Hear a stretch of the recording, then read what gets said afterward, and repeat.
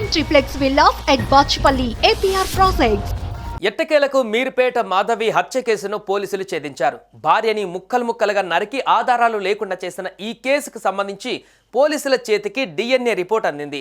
మాధవిని హత్య చేసి ముక్కలుగా నరికి ఉడకబెట్టి ఎముకలను పొడిగా చేసి చెరువులో వేసిన భర్త గురుమూర్తి ఎలాంటి ఆధారాలు లేకుండా ధ్వంసం చేశాడు. అయితే ఇంట్లో దొరికిన టిష్యూస్ ఆధారంగా కేసులో గురుమూర్తిని అరెస్టు చేశారు పోలీసులు. క్లూస్ టీమ్ ఇచ్చిన టిష్యూస్ని DNA టెస్ట్ కోసం పంపించారు పోలీసులు. మాధవి DNA తల్లి పిల్లల DNAతో మ్యాచ్ అయినట్లుగా ఫోరెన్సిక్ అధికారులు చెప్పారు. నిత్యం వేధిస్తూ డామినేట్ చేస్తుందన్న కక్షతో భార్యను అతి కిరాతకంగా వెబ్ సిరీస్ చూసి హత్య చేశాడు గురుమూర్తి. దేశవ్యాప్తంగా తీవ్ర సంచలనం సృష్టించిన ఈ కేసులో భార్యను చంపి కుక్కర్ హీటర్తో ఉడికించిన ఈ సంఘటనలో విస్తుగొలిపే విషయాలు వెలుగులోకి వచ్చాయి. పోలీసులకు అత్యంత సవాలు విసిరిన మీర్పేట హత్య కేసులో వాస్తవాలు తెలిసాయి. నిందితుడు గురుమూర్తి భార్యను ఎలా చంపాడు, ఏ విధంగా శవాన్ని మాయం చేశాడు అనే విషయాలను పక్కా ఆధారాలతో తెలుసుకున్నారు. పోలీస్ శాఖకే సవాల్ విసిరిన ఈ కేసును ఎట్టకేలకు తెలంగాణ పోలీసులు ఛేదించారు. అయితే ఈ సంఘటనలో జరిగిన పరిణామాలు తెలుసుకుని పోలీసులు విస్మయం చెందారు. ఒక మనిషిని ఇంత దారుణంగా చంపుతారా అని పోలీస్ కమిషనర్ ఆశ్చర్యం వ్యక్తం చేశారు. జనవరిలో సంక్రాంతి పండుగకు భార్య మాధవి పిల్లల్ని తీసుకుని గురుమూర్తి బంధువుల ఇంటికి వెళ్ళాడు.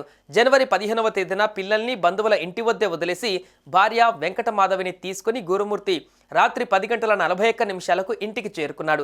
16వ తేదీన ఉదయం 8 గంటలకు భార్యతో గొడవ పడ్డాడు. ఘర్షణలో భార్య తలను గోడకేసి కొట్టాడు.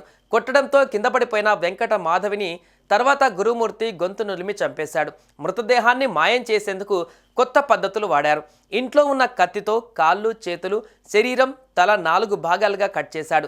ఉదయం 10 గంటల నుంచి సాయంత్రం 6 గంటల వరకు మృతదేహాన్ని ముక్కలు చేశాడు. అనంతరం వాటర్ హీటర్తో నీళ్లు మరిగించి శరీర భాగాలను ఉడకబెట్టాడు. ఆ తర్వాత స్టవ్ పై పెట్టి కాల్చాడు. రోకలి బండ తీసుకొని ఆ భాగాలను దంచి పొడిగా మార్చాడు.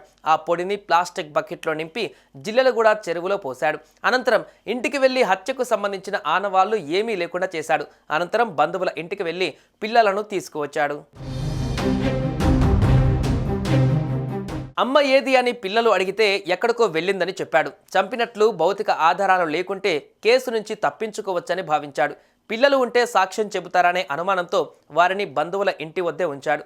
2 రోజుల తర్వాత మాధవి తల్లిదండ్రులు అడిగితే పోలీస్ స్టేషన్కు వచ్చి మిస్సింగ్ కేసు పెట్టాడు. ఈ విషయాలన్నీ మాధవి మేనమామకు గురుమూర్తి చెప్పాడు. గురుమూర్తి చాలా క్రూరమైన స్వభావం కలిగిన వ్యక్తి.